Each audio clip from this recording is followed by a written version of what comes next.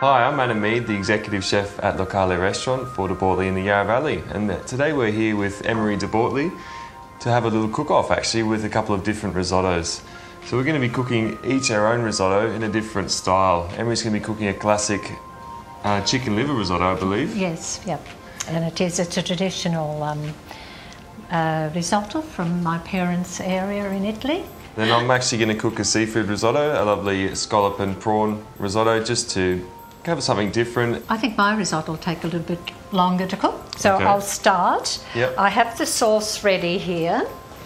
This is minced meat with carrot, celery, livers, and then gizzards and tomato paste. Not very much because we don't want it too red.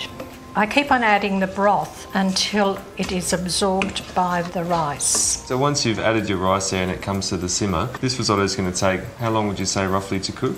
About 25 minutes, because this one here is arborio rice. Okay. You can use calrose, and this is chicken stock, which we have our own chickens, and I make it up. So this is obviously a family tradition, this risotto. I mean, there must be some history behind that. The local people here use it a lot for weddings. Okay. In the past, we just had to have the risotto for the weddings.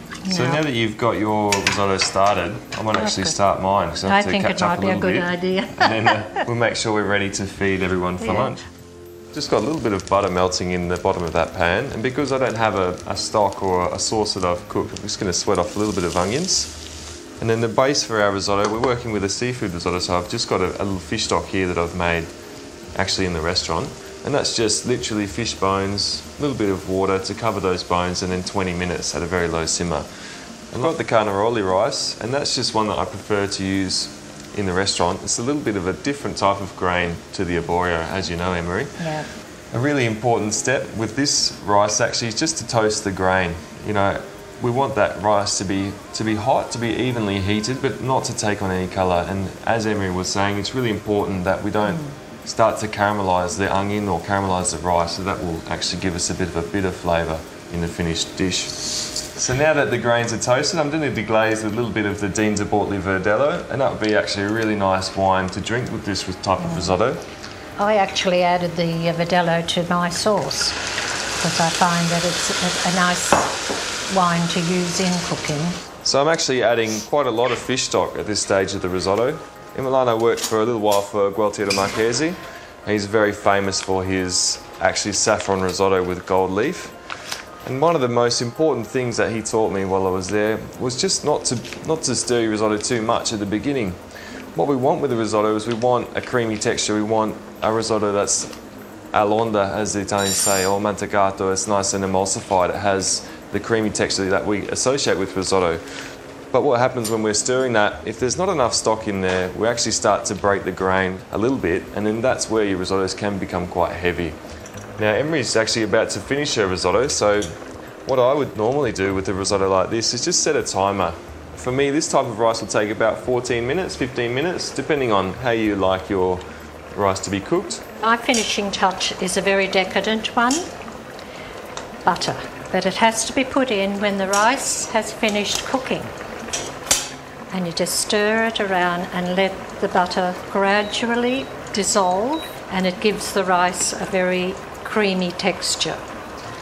We can see that the stock has actually started to take on a little bit of the creaminess. The creaminess from the rice. The starch from the rice has started to ooze out into that stock, and that's where our consistency comes from, and that's what gives you this distinctive risotto. Now these scallops, I've just actually cut them up a little bit smaller, and just so that when we mix them through the risotto, there'll be quite a bit of scallop in there, and that way we all get a taste when we divide that and plate that up. And then we've also cut the prawns in half. Now you could leave the prawns whole, you could use any other kind of that style of seafood, to be honest. It's all going to cook very quickly in a couple of minutes. There's a huge difference in the regional areas of Italy, and in this case we're going to leave a bit more in the north. We're going to use some butter just to give this risotto the consistency that we're looking for, and then we'll use a little bit of lemon juice just to offset that butter flavour and to bring out the beautiful flavour of the prawns and the scallops. See, that was my secret as well, butter.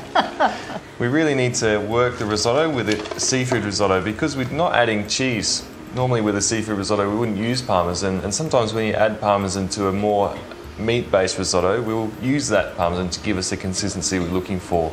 In this case, we need to beat the risotto to release more of the starch from the rice, and that will also give us that consistency. Okay, Marie, so I'm just going to do what you did actually and add a little bit more stock so that our risotto is not too firm. I guess we want it to be nice and moist. Moist, yeah. Yes. So at this stage, I'm just going to add a little bit of herbs. Just got some sliced basil there. Beautiful. And some chives, chopped chives. Lovely and fine. Nice and fine. Yes. And once we mix those through, just going to check the seasoning. A little bit of salt, not too much. And it's just a squeeze of lemon juice.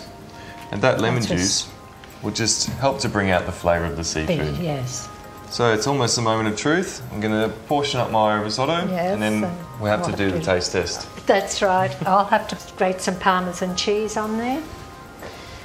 Now, here goes. Here we go. Go for the prawn. Yes, whatever's there. Oh.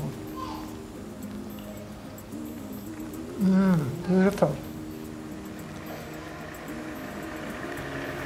Very nice. It's got a lovely body and just that sauce really just... Yes, no, it's a good family. It's a family tradition and everybody seems to enjoy it. Yeah. Now, what we need is a little bit of wine with our rice. We could have the Vidello, which we cooked our rices with, but I think we shall have a Chardonnay and instead, which should go very well. Yep. Chardonnay is a very popular all-round drinking wine. So, cheers. Cheers. Cheers. Well, it's been a pleasure here today cooking in your kitchen, Emery. It's my pleasure to have you here. And we really look forward to next time you're down in the Yarra Valley, we can cook for you at Locale. Yes, and it'll be my pleasure to come there.